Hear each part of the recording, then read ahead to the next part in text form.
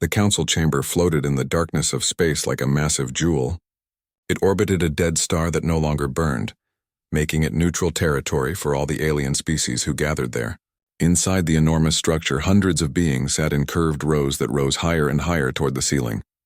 Some had scales, others had fur, and some looked like they were made of crystal or light itself. Ambassador Kyle Morrison sat in the smallest chair at the very back of the room. He was a human, and humans were the newest members of this galactic community. 15 years had passed since Earth made first contact with alien life, and those 15 years had been difficult. The other species treated humans like children who did not understand how the real galaxy worked. Kyle wore a simple black suit with a small pin showing Earth's flag on his collar. He was 42 years old with graying hair at his temples and calm brown eyes that missed nothing. Behind him, standing in the shadows of the observation area, was Commander Lisa Grant. She wore her military uniform and watched everything with sharp attention. Lisa had short blonde hair and the kind of face that stayed neutral no matter what she was thinking. The current speaker was a tall reptilian creature named Warlord Krath. He belonged to the Vorath Empire, one of the 3 most powerful civilizations in the known galaxy. His scales were deep red and black, and when he spoke, his voice rumbled through translation devices that everyone wore. "The matter is simple," Krath said, his yellow eyes sweeping across the chamber. "The colonies in the outer reach are too valuable to leave in the hands of primitives. The Vorath Empire has the strength to protect them. Earth does not." Several species made sounds of agreement. Some laughed. Kyle kept his expression calm, but his hands tightened slightly on the armrests of his chair. Another voice spoke up. This one belonged to Queen Zilvara of the Gen Collective, an insectoid species with millions of connected minds. Her body was covered in a shimmering blue shell, and her multifaceted eyes reflected the lights of the chamber. "I agree with Warlord Krath," she said in her clicking musical voice. "Humanity has been part of the Council for 15 years, yet their fleet consists of only 12 small ships." 12! The Gen Collective has 12,000 vessels. How can Earth claim to defend anything? More laughter filled the chamber. Kyle waited for it to die down. He had learned patience in these meetings. Speaking too quickly or showing anger only made the other species mock humans even more. A being made entirely of glowing crystal chimed in next. This was Luminous, representing the Meridian Union. His voice sounded like singing bells. "Perhaps Earth should focus on trade and culture instead of trying to hold military territory. Not every species is meant to be a warrior race." Kyle slowly stood up. The laughter faded slightly as all eyes turned to him. He was much smaller than most of the beings in the room, but he walked forward to the speaking platform with steady steps. "The Outer Reach colonies are home to 3 million human citizens," Kyle said clearly. "They have lived on those worlds for 10 years. They have built cities, farms, schools, and families. Earth will not abandon them." Krath leaned forward in his massive chair. "Then Earth will watch them burn. My fleet will arrive at your colonies in 7 days. If your people are still there, they will be removed by force. Your 12 tiny ships cannot stop 300 Vorath warships." "We decline your demand," Kyle said simply. The chamber erupted with noise. Some species gasped, others laughed harder than before. Krath's eyes narrowed, and he bared his teeth in what might have been a smile. "You decline?" Krath repeated slowly. "Did I hear correctly? You with your pathetic fleet dare to refuse the Vorath Empire?" Kyle met his gaze without flinching. "I did. And I warn you, Warlord Krath, do not mistake our restraint for weakness. Do not mistake our patience for fear. If you attack our colonies, you will regret it." This brought the loudest laughter yet. Even Queen Silvara made a chittering sound that the translator marked as amusement. Luminous chimed softly. A sound that everyone understood meant he thought Kyle was being foolish. Krath stood to his full height, which was nearly 8 feet tall. "You amuse me, little human, very well. I will give you 7 days to evacuate your colonists. 7 days to gather your 12 ships and flee. After that, the Outer Reach belongs to the Vorath Empire.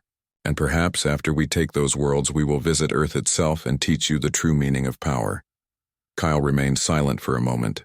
Then he spoke words that would be remembered later, though no one took them seriously at the time. "You have been warned, Warlord Krath.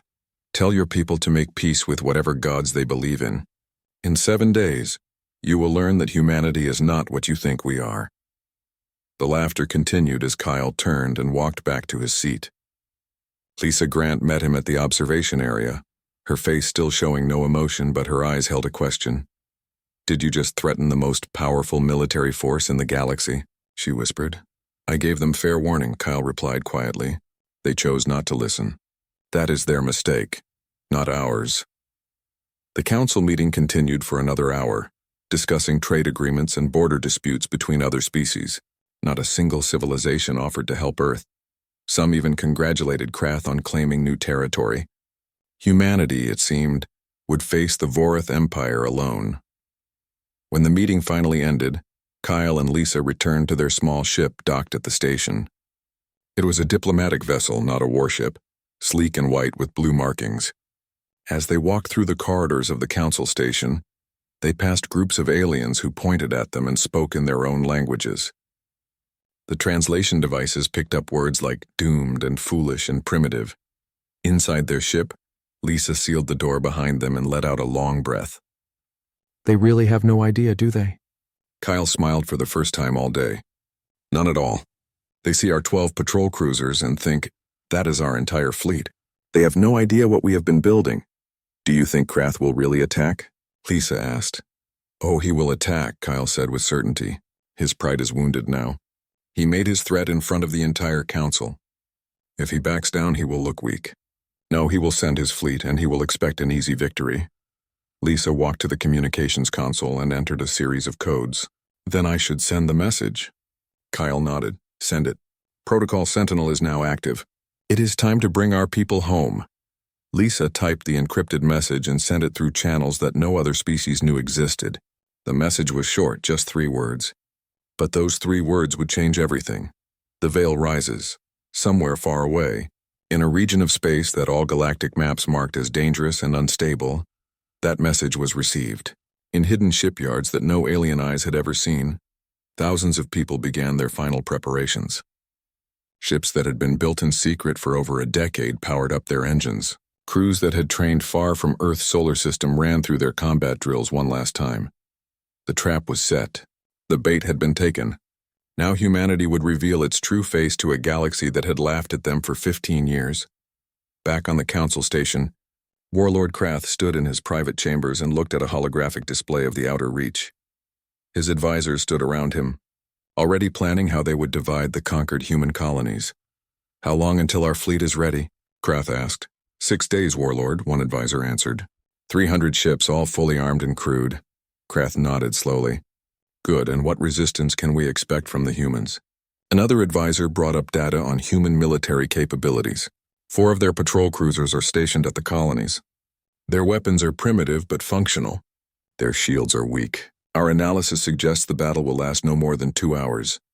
2 hours seems generous, Krath said with a rumbling laugh. "Make it 1 hour. I want this to be quick. I want the entire galaxy to see how easily we crush those who defy us." His advisors agreed enthusiastically. None of them questioned the intelligence reports. None of them wondered why Earth seemed so confident. None of them thought to ask if humanity might be hiding something. That was their first mistake. It would not be their last. As Kyle and Lisa's ship left the council station and jumped into hyperspace toward Earth, Lisa looked at her commander with curiosity. "What do you think will happen when the galaxy sees our real fleet?" Kyle stared out at the stars streaking past their viewports. Shock, disbelief, fear, probably. They have spent 15 years treating us like we are nothing.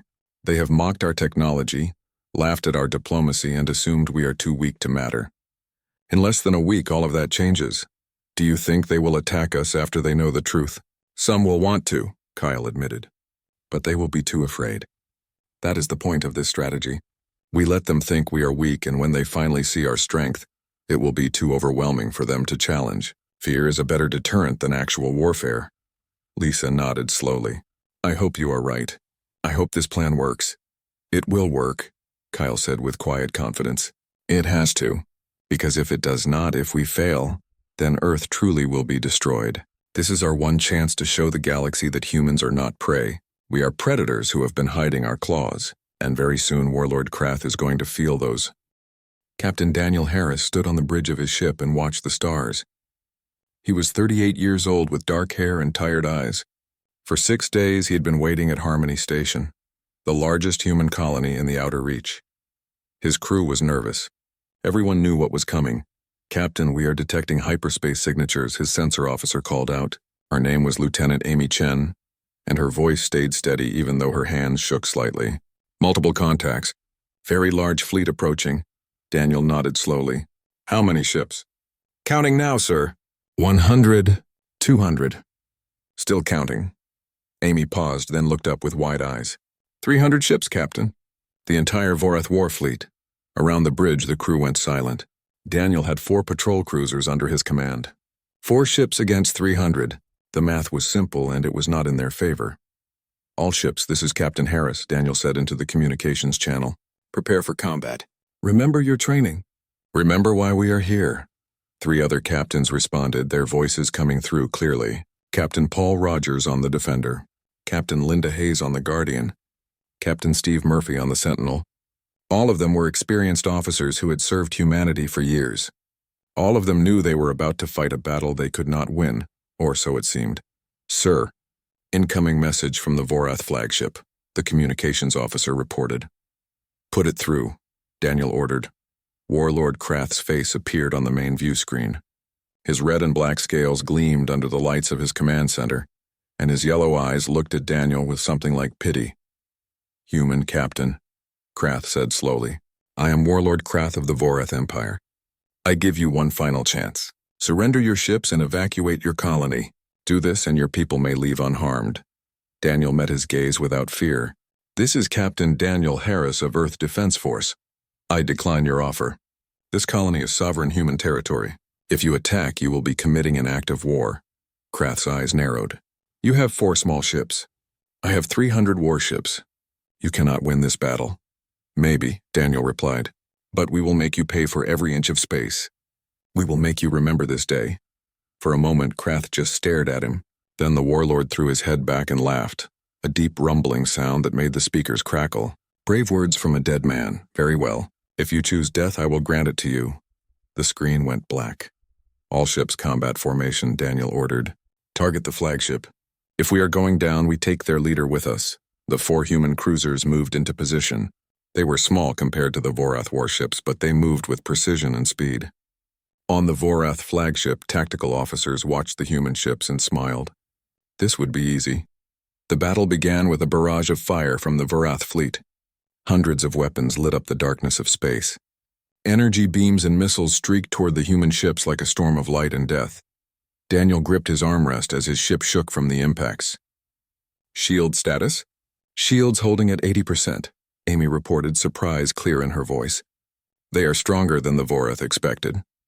On the Vorath flagship, alarms began to sound. The tactical officer stared at his display in confusion. "Warlord, the human shields are not collapsing." "They should have failed already." Krath leaned forward. "Then fire more weapons. Destroy them." More Vorath ships opened fire. The space around the 4 human cruisers became a hell of explosions and energy blasts. But the human ships continued fighting, their own weapons striking back at the Vorath fleet. "Target their shield generators," Daniel commanded. "Fire all weapons." The human ships unleashed their firepower.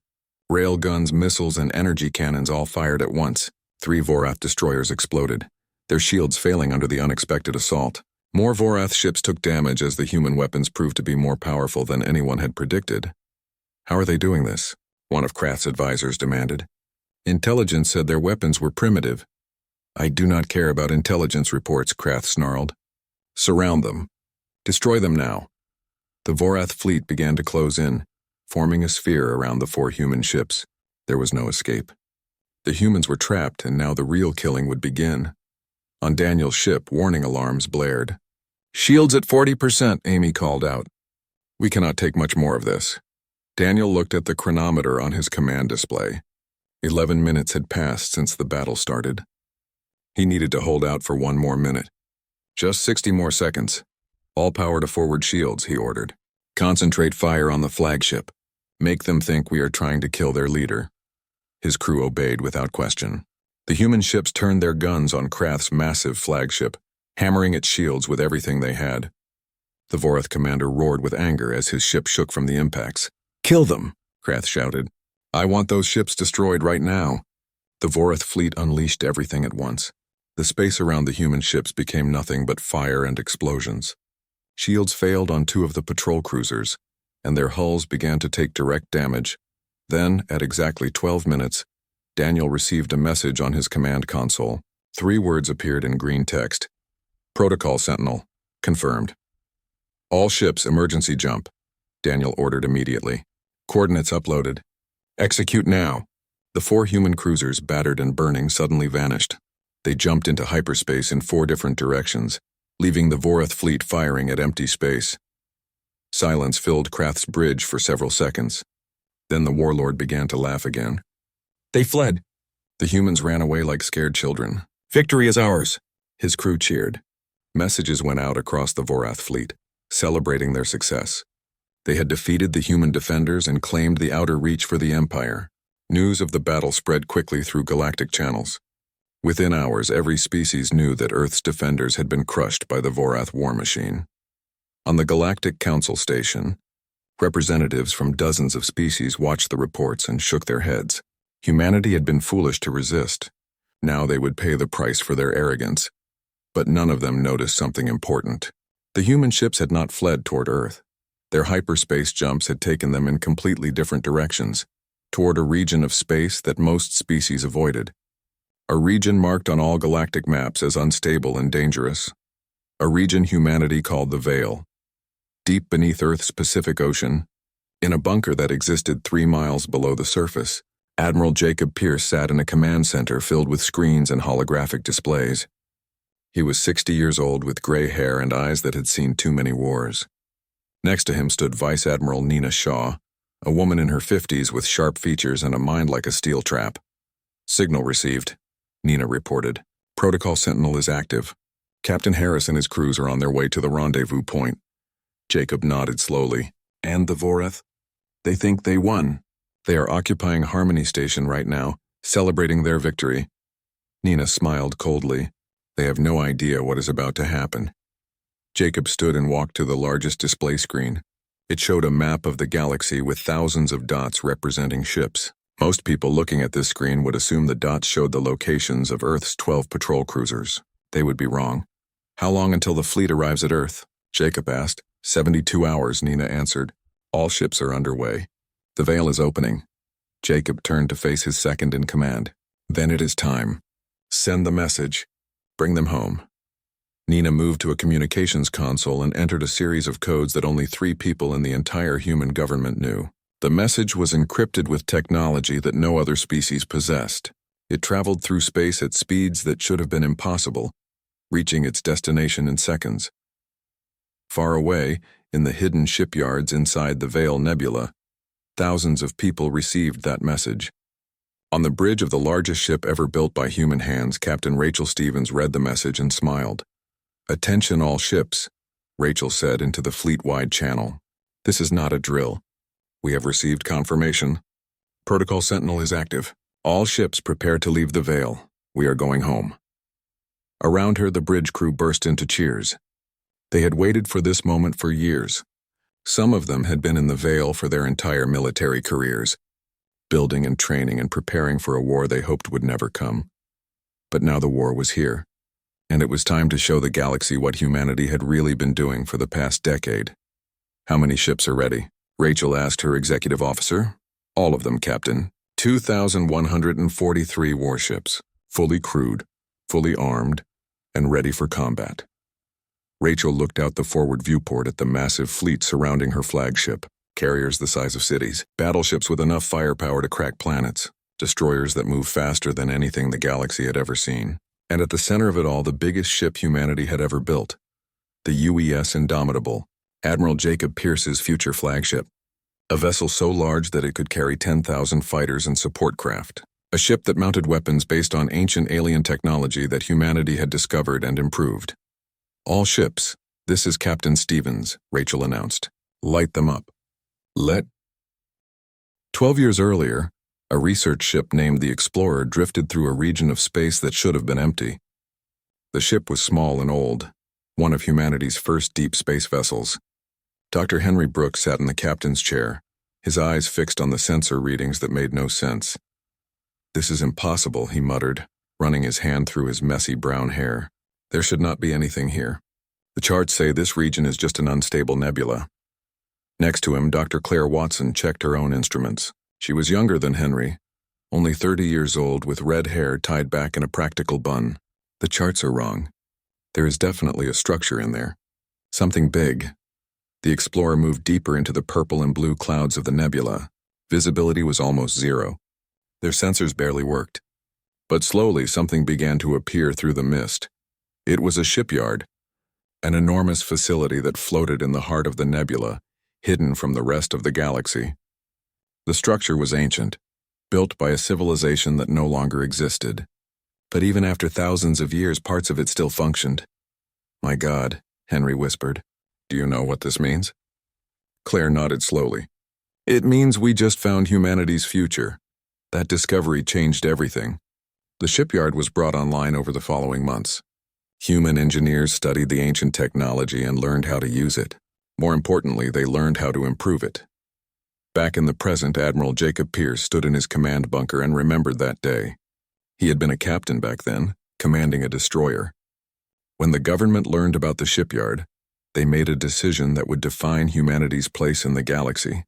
They would build a real fleet in secret. They would let the other species think humans were weak. And when the time came, when someone finally attacked Earth, humanity would reveal the truth. "Sir, we have confirmation from all sectors," Nina Shaw reported. "The fleet is 3 hours from Earth. Captain Harris and his crews have already arrived at the rendezvous point." Jacob nodded. "Good, have they been debriefed?" "Yes, sir. Captain Harris is confused about Protocol Sentinel. He says he never heard of it during his training." Jacob allowed himself a small smile. That is because only the patrol cruiser captains knew about it, and even they did not know the real purpose. They thought they were running away. They did not know they were leading the Vorath exactly where we wanted them. Nina raised an eyebrow. "You are a devious man, Admiral." "I am a careful man," Jacob corrected. "For 15 years we have played this game. We sent our worst ships to represent Earth. We let the other species laugh at us. We endured their mockery and their threats. Also, they would not see what we were really doing." He pulled up a holographic timeline that showed Earth's history since first contact. "Look at this. Every year we built exactly 12 new patrol cruisers to replace old ones. We never increased our visible fleet size. We traded with other species but never shared our best technology. We joined the Galactic Council but never demanded respect. Everything we did was designed to make them think we were harmless. And while they laughed, we built an armada," Nina finished. "Exactly. 2,000 ships built over 12 years, hidden in a nebula that the galaxy thinks is dangerous, crewed by soldiers who volunteered to spend years away from home, all waiting for this moment." Jacob walked to another display that showed the current locations of Earth's enemies. "The Vorath think they have won. Krath is probably celebrating right now, planning how to divide our colonies among his supporters. He has no idea that in less than 3 hours his entire fleet will be trapped." "What about the other species?" Nina asked. "The Gen Collective and the Meridian Union. They will see our fleet too." "Let them see," Jacob said firmly. "Let the entire galaxy see. That is the point. We are not just fighting the Vorath. We are sending a message to every species that ever thought humans were weak. We are telling them that the galaxy has a new power, and that power is not to be trifled with." A communication alert sounded. Nina checked the incoming message and smiled. "Sir, we have a transmission from Commander Lisa Grant. She says Ambassador Morrison wants to address the Galactic Council in 2 hours." Jacob's smile widened. Perfect timing. Kyle always did have a flair for the dramatic. Make sure every major species is present. I want them all to see what happens when you push humanity too far. In space, the human fleet continued its journey toward Earth. On the bridge of the UES Indomitable, Captain Rachel Stevens walked between the command stations, checking on her crew. This ship was her responsibility, and she took that responsibility seriously. "Captain, we are receiving telemetry from the advanced scouts," her tactical officer reported. "The Vorath fleet is still at Harmony Station. They appear to be fortifying their position." "How many ships?" Rachel asked. "All 300, ma'am. They are not expecting any resistance." Rachel looked at the holographic display that showed both the Vorath position and the incoming human fleet. "They are about to get the surprise of their lives." What is our estimated time of arrival? 2 hours and 40 minutes at current speed. Slow us down, Rachel ordered. I want to arrive at exactly the moment Ambassador Morrison finishes his speech to the Council. Coordinate with Earth Command for precise timing. Her crew worked to adjust the fleet's speed. Rachel sat down in her command chair and thought about the past 12 years. She had been so young when she joined the secret fleet. Just 25 years old, fresh out of the academy. Now she was 37 and she commanded the most powerful warship in human history. She thought about her family back on Earth.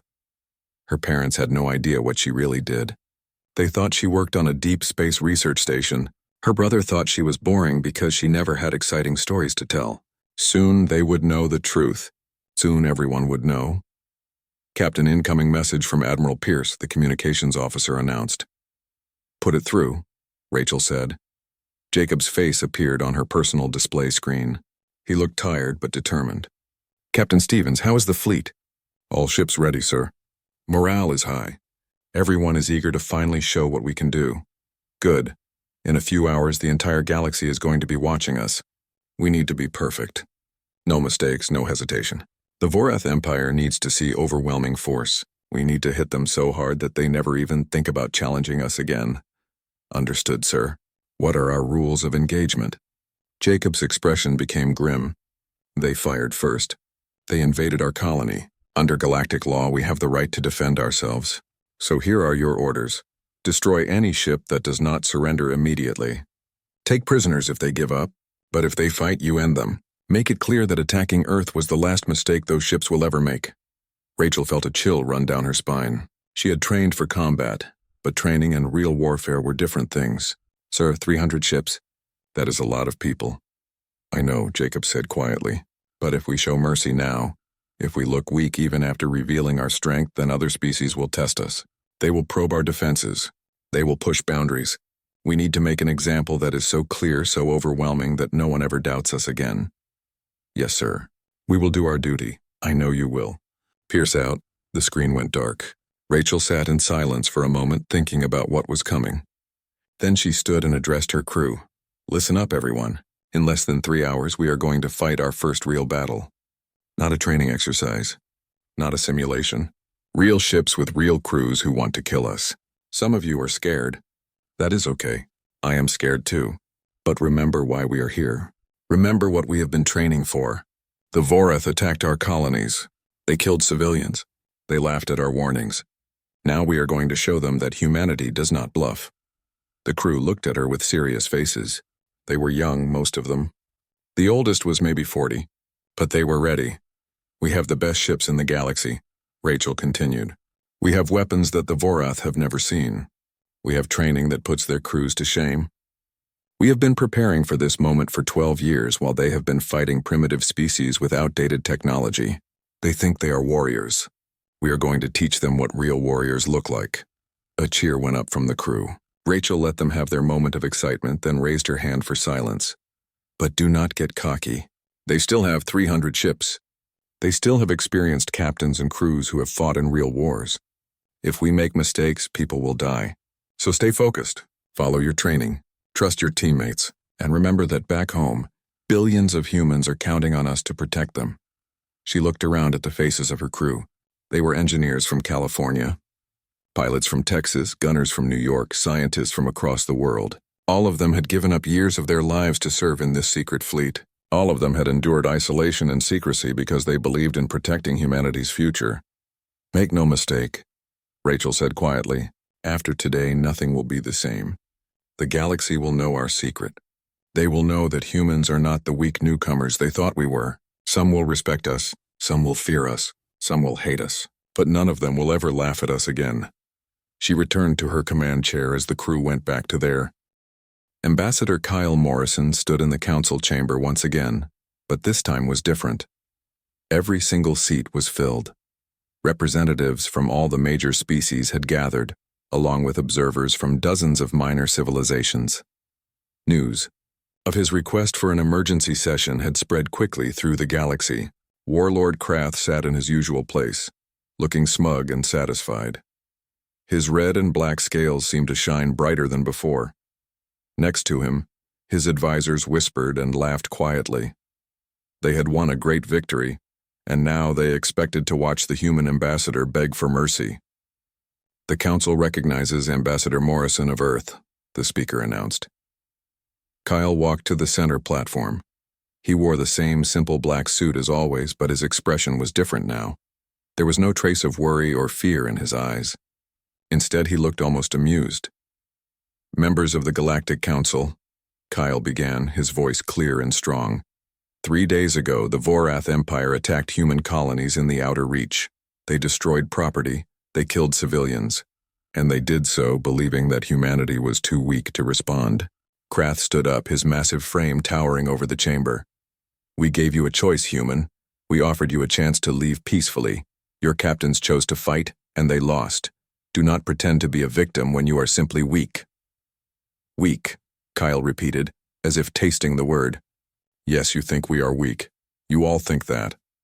He looked around the chamber, meeting the eyes of dozens of different species. "For 15 years you have laughed at Earth. You have mocked our fleet. You have treated us like children who do not understand the real galaxy. And we let you." Queen Zilvara of the Gen Collective clicked her mandibles. "What do you mean you let us?" Kyle smiled, and it was not a friendly expression. "Tell me, Warlord Krath, how many human ships did you destroy at Harmony Station?" Krath looked confused by the question. "None. Your captains fled before we could finish them." "Exactly," Kyle said. "They fled. Or rather, they completed their mission. You see, those 4 patrol cruisers were not there to win. They were there to observe, to measure your capabilities, to see exactly what weapons you would use and how you would use them." The chamber went very quiet. Some species began to whisper to each other. Krath's eyes narrowed dangerously. "You are talking nonsense," the warlord growled. "You had 4 ships. We have 300. Those are facts." "You are right about one thing," Kyle agreed. "You have 300 ships at Harmony Station right now, but you are wrong about how many ships Earth has." He pressed a button on his wrist device, and a massive holographic display appeared above the chamber. It showed the space around Earth's solar system, and filling that space, visible on every sensor, was a fleet that should not exist. 2,000 ships, carriers, battleships, destroyers, cruisers, and hundreds of smaller craft, all of them bearing Earth symbols, all of them moving in perfect formation. The council chamber erupted in chaos. Representatives jumped to their feet. Some shouted in disbelief. Others demanded to know if this was real. Queen Zilvara's entire swarm of minds seemed to buzz in confusion. "This is a trick," Krath roared. "Some kind of holographic deception." "It is not a trick," Kyle said calmly. "For 12 years we have been building our real fleet in secret. While you laughed at our 12 patrol cruisers, we were constructing 2,000 warships in a hidden shipyard. While you mocked our technology, we were improving ancient designs that we discovered. While you assumed we were weak, we were preparing for exactly this moment." Luminous of the Meridian Union chimed in confusion. "Why? Why hide your strength? Why not simply show us your fleet from the beginning?" "Because we needed to understand the galaxy first," Kyle explained. "We needed to see which species were predators and which were peaceful. We needed to watch how power really works in this council. And most importantly, we needed you all to show us your true faces. Now we know exactly who you are." He turned to face Krath directly. "Warlord, I gave you a warning. I told you not to mistake our restraint for weakness. You did not listen. You attacked our colonies. You killed our people. And now, my fleet is going to make you pay for that mistake." "Your fleet is here, at Earth," Krath snarled. "My fleet is at your colonies. You cannot reach us in time to save them." Kyle's smile widened. "Who said my fleet is here?" The holographic display changed. Now it showed Harmony Station, where Krath's 300 ships floated in space, confident in their victory. But at the edge of the display, something new appeared. Ships, hundreds and hundreds of human warships dropping out of hyperspace. The council chamber went completely silent. "You see, Warlord Krath, you are not at my colonies anymore," Kyle said softly. "You are trapped in my territory, surrounded by my fleet with nowhere to run. And in about 30 seconds, my captains are going to give you one chance to surrender. Just one. I suggest you take it. At Harmony Station, alarm sirens blared across every Vorath ship.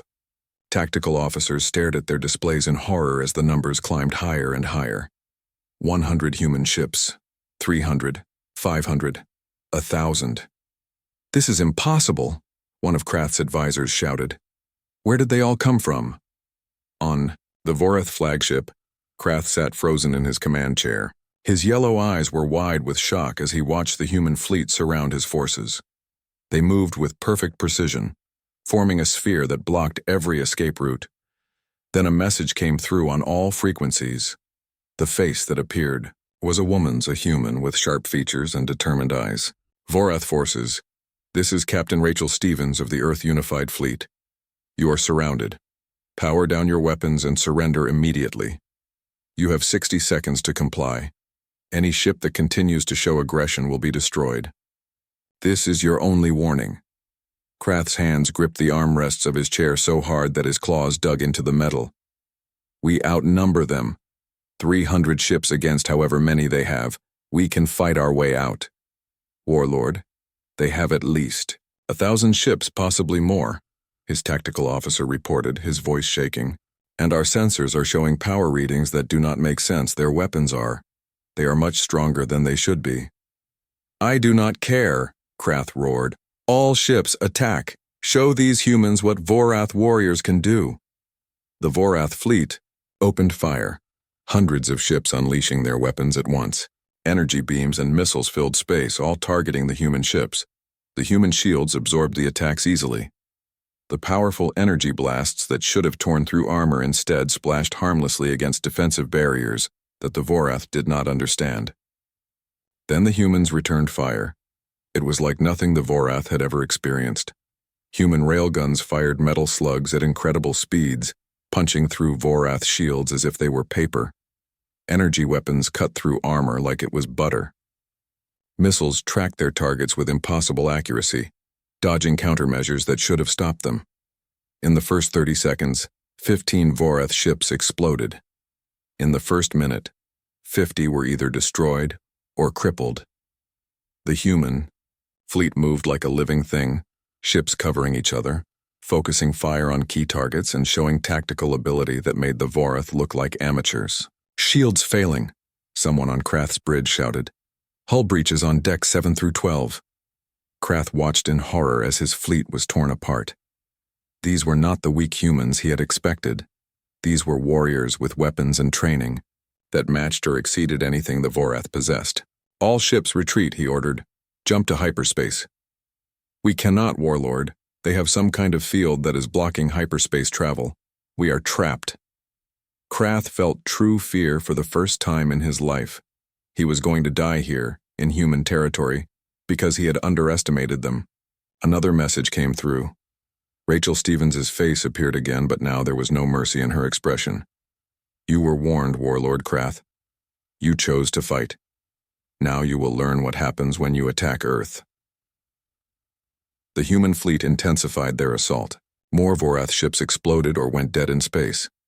Fighter craft swarmed from the human carriers, their speed and maneuverability making them impossible to target effectively.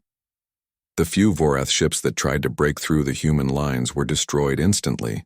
Back at the council station, every species watched in stunned silence as the battle unfolded.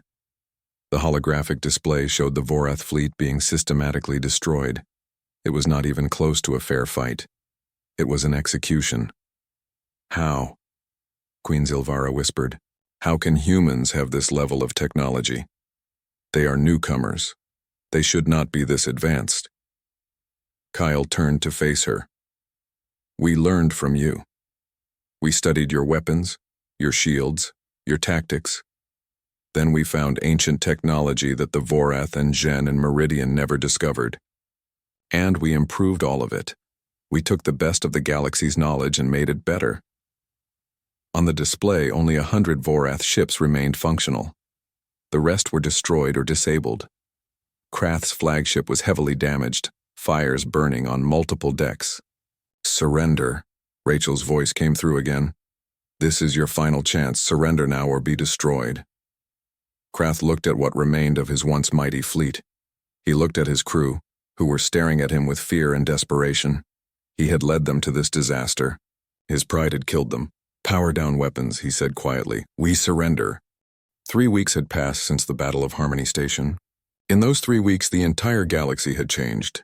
Every news channel, every diplomatic circle, every military command discussed the same topic: Earth's hidden fleet. Ambassador Kyle Morrison sat in a much larger chair now. The Galactic Council had moved him from the back row to a position of prominence in the main circle, alongside the representatives of the 3 major powers. Nobody laughed at him anymore. Nobody mocked humanity's strength. The empty chair where Warlord Krath used to sit was a constant reminder of what happened to those who underestimated Earth. The Council will come to order, the speaker announced. Today we discuss Earth's proposal for revised territorial agreements and military protocols. Kyle stood and walked to the center platform. The chamber was packed again, but the atmosphere was completely different from 3 weeks ago.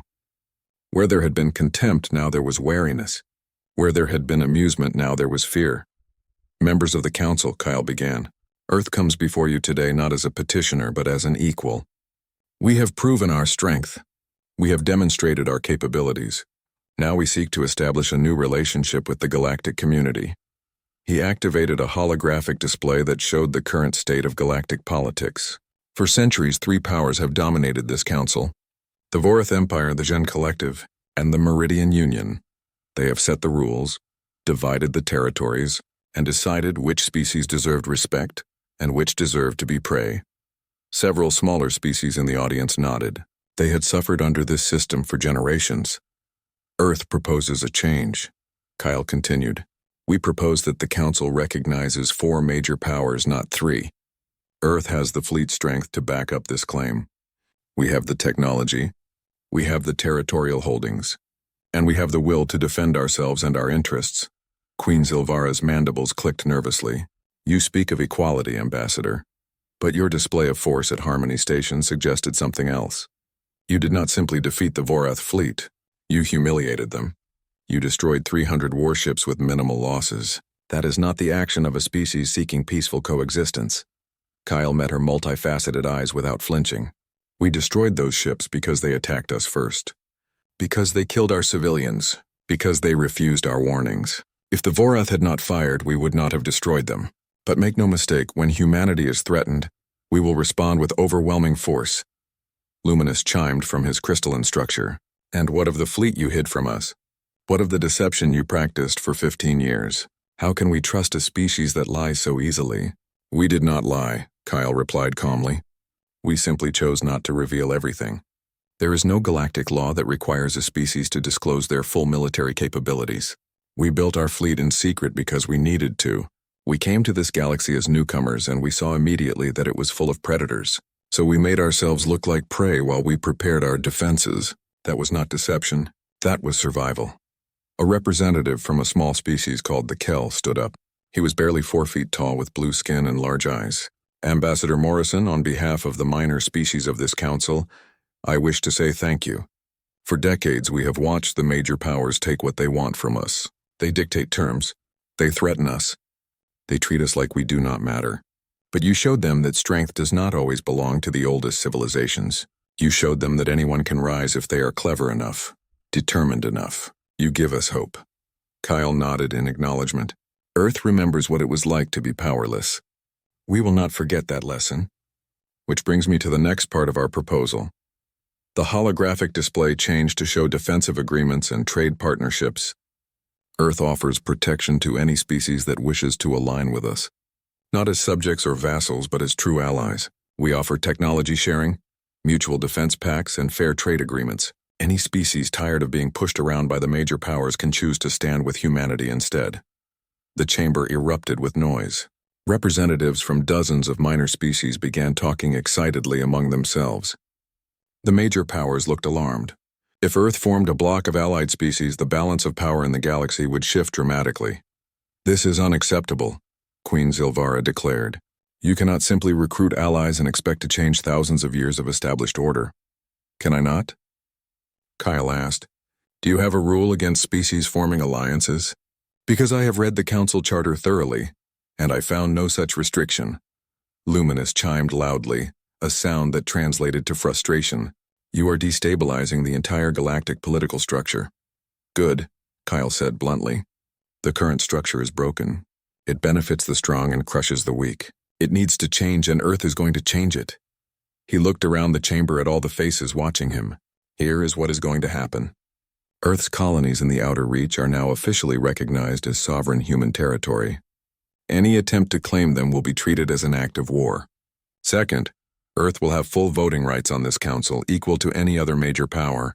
Third, any species that wishes to form an alliance with Earth is free to do so without interference from the established powers. And if we refuse to accept these terms? Queen Zilvara asked coldly. Kyle's expression hardened. Then I will take my fleet and leave this council, and I will take with me every species that wants to join us. We will form our own alliance, our own trade networks, our own rules, and in 20 years you will find yourselves irrelevant while Earth and her allies control half the galaxy. The silence that followed was heavy. Everyone understood what Kyle was really saying. Earth did not need the Galactic Council. The Council needed Earth. With their technology and fleet strength, humanity could create an entirely new power structure if they chose to. Finally, Luminous spoke, his chimes soft and resigned. The Meridian Union accepts Earth's terms. We recognize your right to major power status and your territorial claims. Queen Zilvara hesitated, then clicked her mandibles in agreement. The Gen Collective also accepts, though we reserve the right to renegotiate these terms in the future. All eyes turned to the empty chair where Krath used to sit. A new Vorath representative sat there now, a younger warrior named Commander Vex. He looked uncomfortable under the scrutiny. The Vorath Empire is in no position to argue, Vex said quietly. We accept Earth's terms, and we apologize for the actions of Warlord Krath. He acted without wisdom, and our people have paid the price for his arrogance. Kyle nodded. Apology accepted. Earth has no desire for ongoing conflict with the Vorath people. We simply want to be left in peace to develop our civilization. The speaker made it official. By majority consensus, the Council recognizes Earth as the fourth major power. All territorial claims and voting rights are hereby granted. Kyle returned to his new seat, knowing that this was just the beginning. Earth had forced its way into the galactic power structure, but maintaining that position would require constant vigilance. After the meeting ended, Kyle met with Lisa Grant in a private conference room. She was now officially recognized as Earth's military liaison to the Council, and she wore her uniform with pride. Well, we did it, Lisa said. Earth is now officially a major power. We did, Kyle agreed. But the hard part is just beginning. We made enemies today. The major powers do not like being challenged. They will look for ways to undermine us. Let them try, Lisa replied. They know what our fleet can do. They will not risk open conflict. Kyle poured himself a drink from the conference room's dispenser. It is not open conflict I'm worried about. It is the subtle things. Trade embargoes, diplomatic pressure on our allies, intelligence operations. The major powers have been playing these games for centuries. We are amateurs by comparison. Then we learn, Lisa said firmly. We adapt. That is what humans do best. We survived on Earth for millions of years by being clever and adaptable. We will survive in the galaxy the same way. Meanwhile, at Earth's lunar shipyards, construction continued at full speed. Admiral Jacob Pierce walked through the massive facility with Vice Admiral Nina Shaw, inspecting the newest vessels being built. How many ships do we have now? Jacob asked. 2,315, Nina reported, with another 100 in various stages of construction. We will have 2,500 warships within 6 months. Jacob stopped to watch a massive carrier take shape in the construction bay. Is it enough? The major powers have tens of thousands of ships each. True, but most of their ships are old. Outdated. Built with technology that is centuries behind ours. One of our destroyers can take on 5 of their cruisers.